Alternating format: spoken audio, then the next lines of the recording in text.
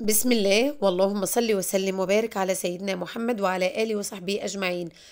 وأخيرا يا جماعة وصل البوتاجاز الهنرش اللي هو البوتاجاز بالكهرباء الهنرش الألماني.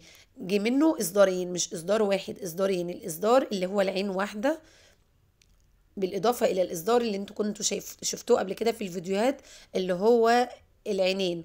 وانا قلت لكم لما هيجي ويوصل عنده السليمانية انا هعمل بيه فيديو. البوتاجاز وصل، ده منه العين واحدة، نفس فكرة العينين، بس عين واحدة قوتها 2000 واط. زي ما انتوا شايفين البوتاجاز الفريم بتاعه معدن بالكامل، معزول جدا عن الحرارة خالص. الحرارة في الجزء اللي ممنوع اللمس فيه ده فقط، لكن بقية الأجزاء كلها بارد. فيها من تحت مكان تقدري تثبتيه بيه، في توزيع للحرارة وتهوية، في ترموستات بيفصل. البوتاجاز ده أقوى من أي بوتاجاز حتى غاز. وده الشكل الأولاني اللي هو العينين اللي انتوا شفتوه قبل كده. ما شاء الله، من ألمانيا ليكي على طول.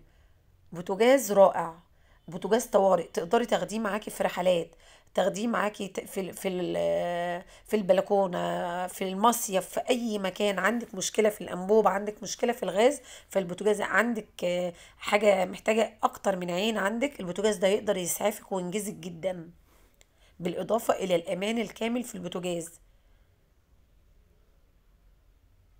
الايدين بتاعته والحاجات دي ما بتسخنش، عازله للحراره، كله عازل للحراره فيما عدا الجزء اللي عليه الدواير. شايفين البوتاجاز؟ طبعا ده 2800 واط، عين منهم 1800 واط والعين الصغيره 1000. ما شاء الله، هو لسه فاتحه دلوقتي مجرد ثواني ويكون البوتاجاز ناره عاليه جدا. البوتاجازات موجودة عند السليمانية، الناس اللي سألتنا عليها الحقوا اتصلوا واحجزوا البوتاجازات وخدوها قبل ما الكمية تخلص.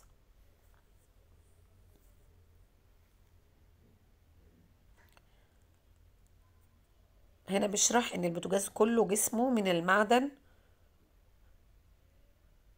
وان هو كده معزول كله عن الحرارة فيما عدا الجزء اللي مكتوب عليه ممنوع اللمس، او راسم لك عليه ممنوع اللمس.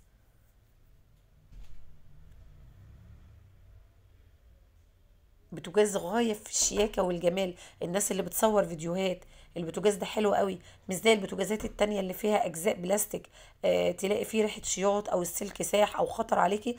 وده هنا بيوريكي البلاد اللي بتصدر ليها البوتاجاز، إيطاليا وفرنسا والسعودية، دول كتير جدا.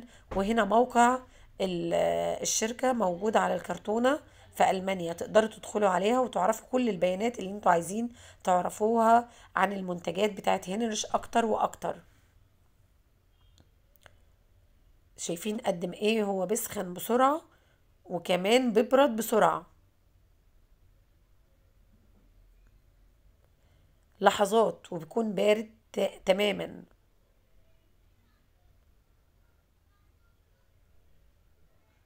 يا رب يكون الفيديو عجبكم ويكون توصل الفكرة للناس اللي كانت طالبة البوتاجاز،